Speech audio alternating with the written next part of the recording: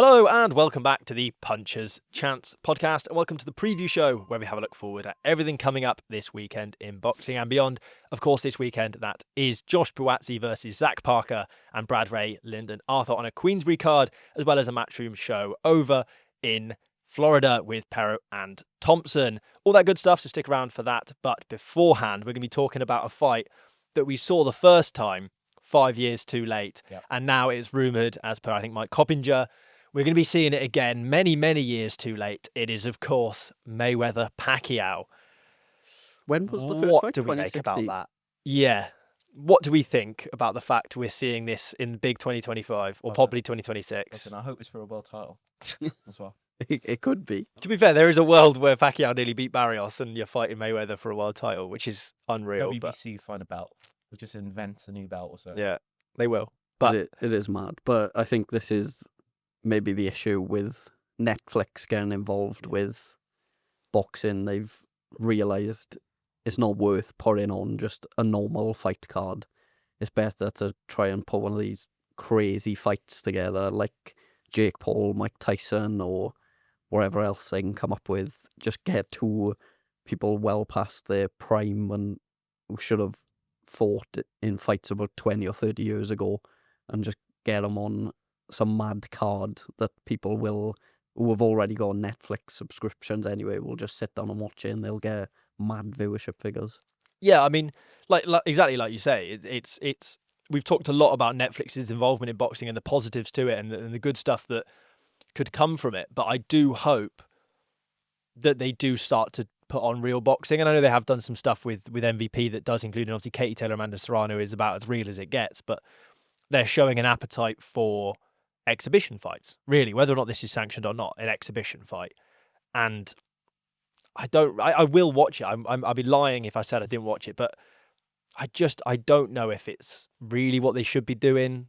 But if it makes some money, then fair. Jake Paul, Tank Davis isn't a real fight.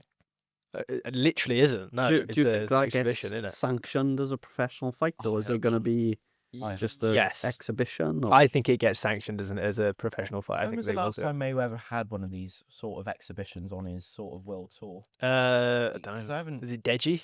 It could have been Deji. Got some fight, It's been mine. everywhere. Gone hasn't from Deji to Manny it? Pacquiao. It's mental. He was at Level 2 the other year, wasn't he? Yeah, That's what some, world that we is live in. some step down from Yeah, from Mayweather. Deji. Oh, right, sorry. Yeah, no, I do think it's a mad world that we live in. But do you know what I mean? Like, I get it. It's your money, it's your business, and people will watch it, and I'll watch it. So I'm part of the problem because I've got a Netflix subscription. If it was on DAZN and I had to pay for a pay-per-view on top of it, I probably wouldn't. To kind of bring it back to the conversation we had in last week's episode. But it's free, so people watch it. But I don't know how good it is to constantly just keep putting on exhibition fights for boxing. I feel like as well, it's a lot better this fight than what was already sort of being rumoured. Mayweather-Tyson.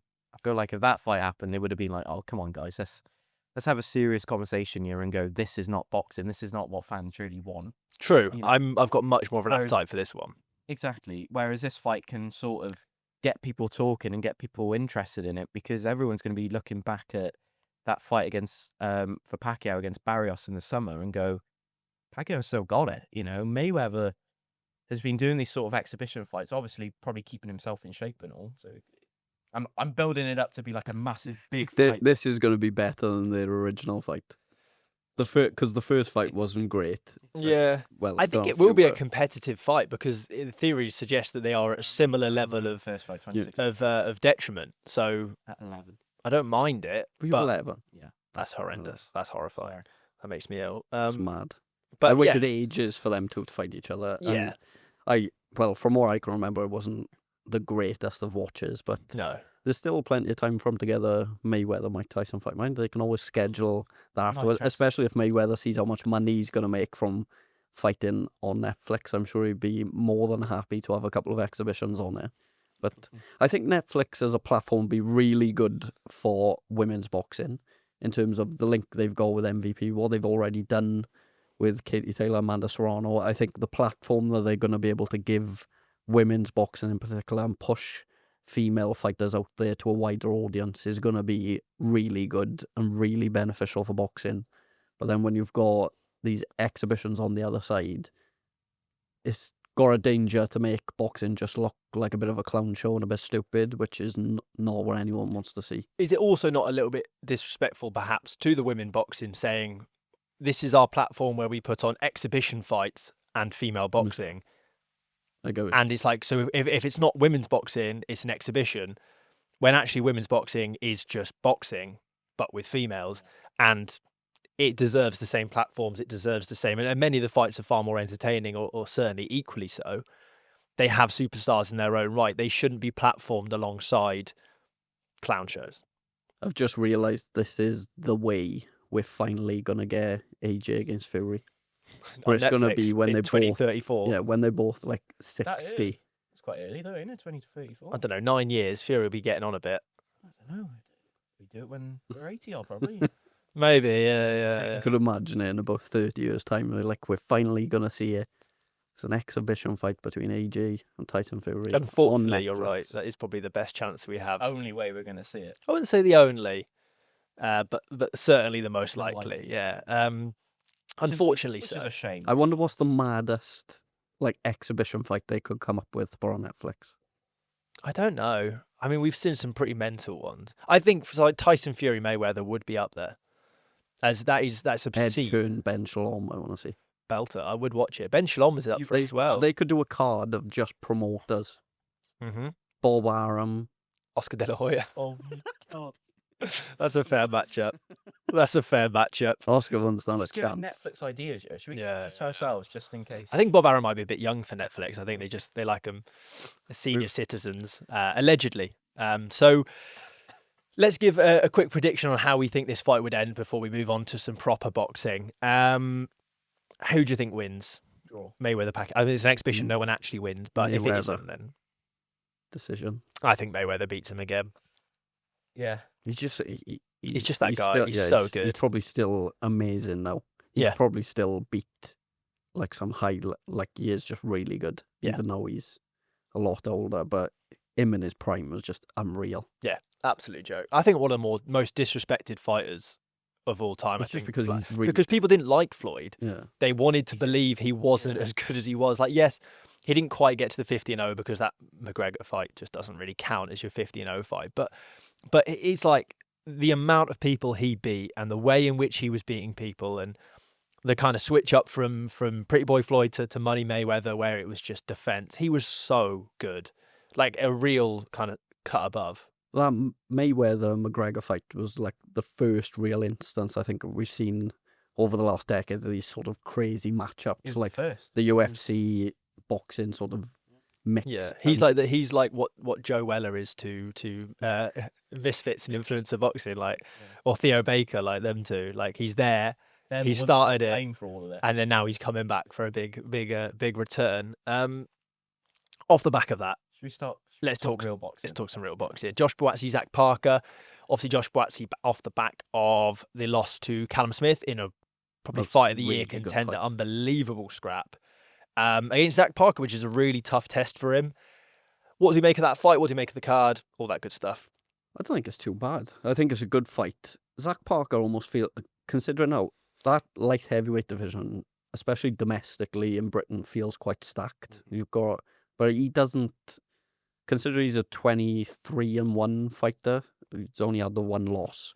Doesn't seem to get mentioned or get pushed out there quite as much as others. But this really feels like his opportunity to jump up the pecking order. If he can beat Buatsi, I think would be a real statement and a chance to really get himself in the mix in terms of, like what I said, is a really stacked light heavyweight division, especially in Britain. And let's not forget as well, Zach Parker was one of those big names in British boxing in that light heavyweight division. I think a couple of years back he was scheduled to fight. What was his name?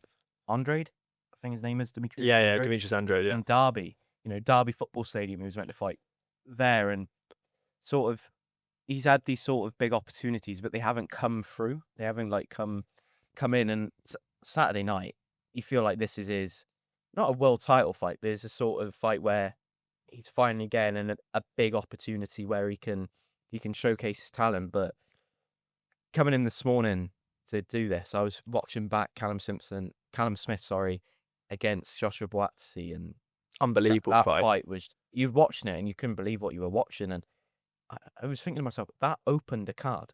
Yeah. That opened the fight card, Obscene. which was mental. And it was a great performance that night as well by Buatsi, and it was such a good fight. And he's looking to get his career back on track and all. And again, you read online, for some reason I like reading a lot of the comments on posts about when you see the fight week poster and you start reading what the public are saying and all, and everyone's saying Joshua Buatsi cannot lose on Saturday night, otherwise where's his way back? And it's the same for Zach Parker. If he loses, where's his way to his dreams of bigger and better things? So it's a very intriguing fight. And I'm just a massive, massive fan of Joshua Buatsi as well. Yeah, same. And like you say, I think because this is his opportunity, and Zach Parker's is certainly the caliber of opponent where if you win this fight, people go, okay, you lost against the better man on the night against Callum Smith in what was a really close fight. And there was sort of 10, 15 seconds of a fight was the difference in each round between winning and losing that fight. And Callum Smith got the slight better of it. But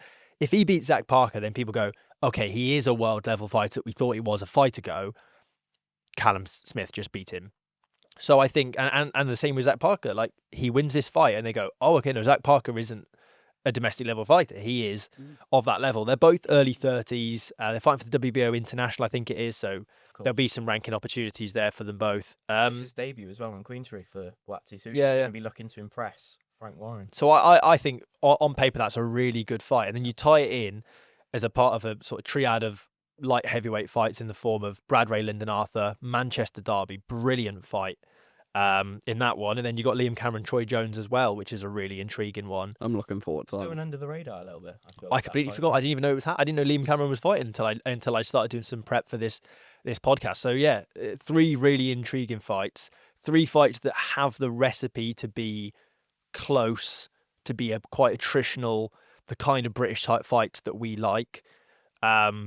All on the same card, free with your DAZN subscription. Yes, please. Exactly. And it's going from one weekend where everyone's complaining about a card to the following weekend where everyone's like, oh my God, this is brilliant. These are close matchups. These are the sort of matchups that we want to pay our subscription for. And yeah, going back to that Liam Cameron, Troy Jones fight, Liam Cameron obviously coming off that loss, and it was quite a heavy loss as well against Ben Whittaker, let's be honest, getting stopped and all that. But Troy Jones, he's a really good operator as well. I believe he was on a small hall show a couple of weeks back in Manchester or somewhere like that, Middleton, I think it could have been. So he's been in some really good fights. Exactly. Who was the fight he had? Has he fought Ben Whittaker? Who's this? Troy Jones? No. Troy Jones, let me check for you. He fought fought Bahadur Karami, he lost to Ezra Taylor, Leon Willings. Yeah, he's had some good fights. It was But yeah, it's an interesting test for Liam Cameron off the back of that, obviously controversial first fight against Ben Whittaker, the loss in the second one, and then now this one. This is a chance for him to remind us that he is a good fighter. Yeah. And I hope he does, to be fair. I do really like Liam Cameron. I'm a big fan of Liam Cameron. I like the way he speaks and talks and how sort of down to earth he is, and his approach to boxing is quite good. And another one, we talk about a story in the last one with Mitchell Smith. He's got a brilliant story as well. So yeah, it should be an interesting fight there. Yeah, and then and even we haven't really spoken about too much. Brad Ray, Lyndon Arthur. Lyndon Arthur off the back of that yard loss. What a fight that was. What was that now? The 5th, 10th? Yeah, I don't know. And then obviously Brad Ray is good chance for Brad Ray to get himself out there again, though he had the big win last time out, and to get a win against someone like Lyndon Arthur, who's been in there with some top names in that division, if he can go there and pick up another win, that again, it's just those 3 fights just seem to we could be sat here next week when we're looking at the results and really have a big impact on how the rest of the light heavyweight division is going to look going forward, especially heading into 2026. It's massive for especially those 3 fights, I think. Yeah, and now we've obviously got Ben Whittaker as well with Matchroom. There is lots of intrigue as to that division, and it always has been a really good division in the UK, but particularly at the moment. And I think what a lot of people forget as well, Lyndon Arthur fought Dimitri Bivol. Yeah. You know? Yeah. And look, it wasn't a great fight when they met in what was that? That was on that Day of Reckoning card, It's wasn't it? quite early on in Riyadh Yeah. season, yeah. But I think a lot of people forget that. So he's a good operator, Lyndon Arthur, but I feel like Saturday night it's all about Brad Ray and his sort of fight. Because I read an article in the Boxer News about him, and he said he remembers when he was a young kid going to the Manchester Arena and watching Anthony Crolla, and now he's got the opportunity to go to the Co-op Live and sort of live that dream of people coming there for him, and all the eyeballs will be on him on Saturday night. So it's another great story, but it's a great fight because you look at that Shakam Pittas fight last time out on the GBM show. I think he was in the away fight of that. Yeah, yeah, well, and he upset the apple cart with that Exactly, one. and so he shouldn't really be here. So Yeah, lots of interesting stuff on that one, and we'll leave it to the end for our predictions as we jump over stateside temporarily to have a look at that card. I mentioned it quite a lot on our last episode, but we spoke to Amari Jones. We did a full half an hour podcast with him earlier on in the week, so if you haven't already, checked that out on YouTube. Otherwise, having a look at this card, we've got Pat Brown on the card, we've got Nishan Dev on the card, and then as we mentioned, we've got Pero Thompson on the main event. Lots of interesting things to get your teeth into. I think this is one of those ones where the end of the fights are probably going to start pretty soon after the main event on the Queensbury card, so you might get a nice little sort of run through. What are the fights you're looking forward to most on this one? I was surprised that Thompson's gone up to heavyweight, considering was his last fight. The last fight was the Opataya fight. I think so, yeah. Wasn't it? Wembley Arena. So he's had a long layoff, and I feel like probably It's not an easy fight to come back to either after a layoff. No, he's probably just been eating the whole time to get up to heavyweight. he's like, all right, I want to come back to boxing. Yeah. I don't think I'm going to make cruiserweight. So, it was interesting because I was looking back, and it's quite funny that his last win was actually literally in Cardiff. His last stoppage win was in Cardiff, so he hasn't won in a while, and you don't know what sort of things he's done behind the scenes since his layoff, so you don't know what sort of shape he's in, mindset and all that. So that's the interesting part of it. But we were talking about that Cuban guy. Lenny Pero, yeah, he's decent. Read articles about him, Yeah. and everyone is saying one thing and comparing him to one thing, and that is Luis Ortiz. He's the next Luis Ortiz of Cuban heavyweight boxing, and if he's anything to go by with what Luis Ortiz achieved, he's going to be some problem in the near future for some of the top heavyweights. Yeah, he's got 4 or 5 first, second round knockouts. He's a big hitter. He went the distance in his last one, but yeah, he's exciting to watch, certainly. I don't know whether or not he is one that will reach the absolute heights of the very top of the division. He's 32. Obviously, the Cubans tend to come through a little bit later because they do go a little bit longer in the amateur setup. It's such a bigger thing. But yeah, he certainly has promised to be in some interesting fights and some interesting nights going forward. Yeah, it'd be good to have a proper watch of him. To be honest, personally, I haven't seen a lot of him. I've heard a lot, like you said. There's a lot of sort of intrigue around him and how far he could go in the heavyweight division. But if he puts on a real statement, as I think that is the main event of the fight on the zone on a matchroom card. Yeah, I think one to keep an eye on for the future, but good to see Pat Brown on there as well. Yeah. Similar to Visioli the other week, where they sort of give him that bit of American coverage and chance to fight out in the States. It's a good experience for it. I think it's something that any boxer, especially British boxer, looks forward to. So I'm sure he's relishing the opportunity to show his skills out there as well. Yeah, absolutely. And it's a fight he should be winning, and I think he probably will get the stoppage in. His opponent, Dominican, 37. Fought Dimitri Bivol. Yeah, and he got stopped by Michael Cieslak as well. So he's certainly stoppable, and we see what Pat Brown does. I mean, every time we say it, but I don't know how he's not a heavyweight. He just looks like a heavyweight.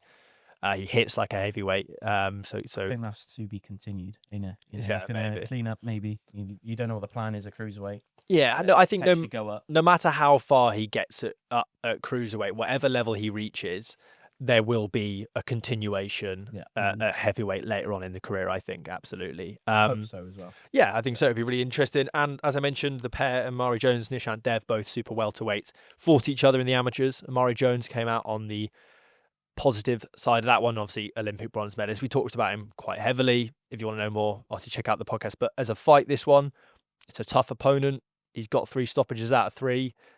You imagine he's looking to make it 4 for 4.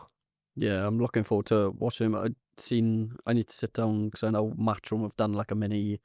I like some of the sort of mini documentary style stuff they do on YouTube, where they sort of just do a day in the life of some of their fighters. I think they've done it with a few of their prospects coming through. I think they've done one with Nishant. I want to sit down and watch her, but yeah, it's just, I think just they're doing a really good job, Matchroom, of some of these prospects breaking through, like Visioli, Pat Brown, just slowly drip feeding them out there, giving them the experience, but they're building their platform in the right way as well, I think, and just getting them ready for one of those big fight nights. Like Visioli's got, well, he's main headlining event, yeah. his next show in December, so they're building them very nicely to that point where it's that moment where it's sink or swim inevitably for Matchroom prospects, where you've got to deliver at one point. But yeah, I think they're doing a really good job of building them up.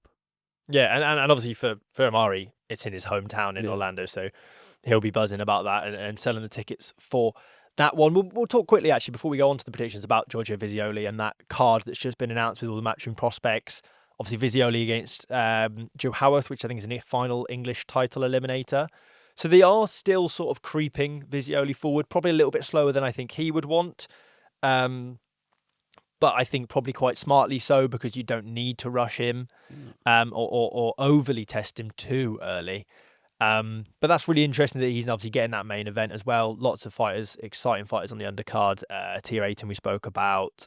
Taylor Bevan, you mentioned, was on the undercard as well. Probably one of the busiest fighters in boxing. Yeah. Taylor Bevan. I've been told as well that Tia's got a game opponent for this one, she says. She tells me, because she was frustrated last time. Want someone that's going to come back. She had a runner, not a boxer, in the ring with her. So, maybe. Allegedly, all of that stuff. In case the Matchroom lawyers come knock in. But yeah, no. So yeah, exciting times for that. You know what's interesting about that card? No. Wednesday night. That is interesting. I did know that, but that is interesting. What I mean is, from big fight weeks that we've had in the Yeah. past, they've had a small horse show. So, And it's at the Indigo at the O2, yeah. which the only means problem you would is that- maybe think about putting something in the O2. on the Friday night, because Madness is there on the Saturday night. I love how you know that. Yeah. No, I Do you want to go see Madness on the Saturday night? I quite love Madness. Our house, I all was just that. looking because it's the sort of things you need to look at up and think, am I reading too much into it? Is AJ potentially coming back on December 20th? Well, there's talk of there being a card in Ghana on that December 20th anyway. And Friday night, we know DAZN have a card in Lagos in Nigeria. So you would imagine that there wasn't a Saturday night slot for this card, and so It's probably just a scheduling they issue. put it on Wednesday. But I like your thinking. I still like your thinking. Am I It reading would. too much into it, or am I? I think so, yeah. But I do like your idea. I think that just would be can't see sick. how they do that fight night out in Ghana and don't have AJ on it. It's mental. Like who I know. who of the I Matchroom said- stable do you stick on a main event in Ghana? Like I actually can't think of who logically gets. I know Eddie said it's not AJ, but he can say it's not AJ and it can be AJ. Like that's not. I just don't understand why it wouldn't be him. No, neither. And the fact that they wanted to get him out before the end of the year. I don't know. Yeah. Maybe it's just a case as well that they've still got to sort out the logistics of actually getting the fight set up in place out in Ghana. So they don't want to promise or like not over deliver, if you get what I mean. So they want to make sure everything's in place first before they go, yeah, AJ's back, he's headlining. Yeah, or even just conversations, talking, things like what we're doing in other podcasts, talking about things creates hype. Yeah. And so by dispelling the rumors, then you create another conversation point. People talk more. And then so when it's actually announced, it's even bigger. They're not stupid. So I think we'll just have to sit tight and wait for that one. But like you say, I don't see who else they would stick on a main event in Ghana out of the Matchroom stable. It just doesn't make any sense to me at all. But when you look at Queensbury as well, they're sending some big names over onto that card in Nigeria the night before. Yeah, the Coley and 19th. Adelaide, Yeah, most so- notably. So yeah, we'll have to wait and see. Let's load up the Boxing News app to do the predictions, which we forgot to do last week. But I was quite disappointed because I was hoping that one of them would say Wardley by knockout. I 100% Because I weren't not a here. doubt. I wouldn't have said Wasn't Wardley here, by I knockout. actually went Wardley knockout, but We know still there is believe no chance he'd have done no that. one believed me. No, I know you would have done that. I am a big fan of Wardley, but no, of course I didn't. I said Parker. Ben's just a big fan, Right. as we've previously said. Point. On this one, the predictions, they've got Brad Ray, they got the three fights we mentioned, as well as Khalil Majid, David Ryan, a super lightweight 10-rounder, 14-0 versus 6-1. I'm going to kick it off with a Majid points decision. Majid knockout. Mm, I think he stops him. fair I enough. feel like David Ryan's coming off a stoppage loss as well. Yeah. He's First got that round or one so, loss. yeah. I've gone Majid by decision. Ooh. I've lost. See, I feel like we've gone off the competitiveness of these has fallen away in recent sort of months. So I'm going to bring it back. So if next week, when next week I win this, I'm going to give it the big one, just as a heads up. Liam Cameron, Troy Jones, lightweight 10-rounder. Is Liam Cameron going to come back, or is Troy Jones going to be the undoing of him, Harry Tovey? Liam Cameron gets a close points decision win. Mm. Might go next. Yeah. Troy Jones by stoppage. Ooh, I like it. I'm I like mixing it. up. Big and bold. I think it's just a case of Cameron coming off that Ben Whittaker loss. I don't know realistically what much else he's got. Whereas Troy Jones, this is an opportunity to push himself onto the next level. So I think he's just going to want it that bit more. Yeah, fair enough. I'm going for a Liam Cameron points decision. I think he's just awkward enough that he'll make a tough night of it. Brad Ray versus Lyndon Arthur, light heavyweight 12-rounder. We mentioned this one. It's a really interesting scrap. Ben, how do you have it? I've got Brad Ray winning by decision. Harry? Same. Yep, Brad Ray by decision. Very close as well. I said it was an interesting one. We've all gone for the same thing. I think that is probably the most likely. I don't see Lyndon Arthur getting stopped. Is He's the tough. main event gonna split us though? And it's on you though. Next. Josh Buatsi. It's on you. Let's not forget that. I Yeah, have but- not thought that through. Haven't thought about it. No, I think it's going to finish as a Joshua Buatsi stoppage. I think Zach Parker coming forward, and I think, if Josh Buatsi hits the shots that he hit Callum Smith with against 90% of opponents, you maybe stop that fight. They both absorbed an obscene amount of damage, and I think he will do the same in this one, and Zach Parker will be stopped. I'm going Buatsi points decision, but I could see Buatsi getting a late stoppage. I don't think he goes early this fight. I've got a Buatsi decision. I think Buatsi will win it quite comfortably on the scorecards. We've all agreed, and I think that with two of those fights, we've all agreed, but actually they are a lot closer than us all agreeing suggests. We want, ain't it? We want these sort of fights where you want to make an argument for him and want to make an argument. Yeah. So. And I think you could make an argument either way. Let us know in the comments if you guys are watching on YouTube or listening on Spotify. I think there is comments on Spotify as well. Who you think is going to win this one, and actually who you think is going to win Pacquiao Mayweather, or what you think about that fight even. If you haven't already otherwise, I think that just about wraps it up for another episode of the Puncher's Chance podcast. We'll be back next week to review, obviously, all of these fights and anything else that happens between now and then, and preview, remind me, is it the big one? No, that's the following. That's the following week. Virgil Ortiz is back next week. Interesting. We'll have a look and see what we got coming up, but we'll always bring you guys as much content as we can. So thank you all for sticking around, tuning in, and we'll see you all next week. Puncher's Chance.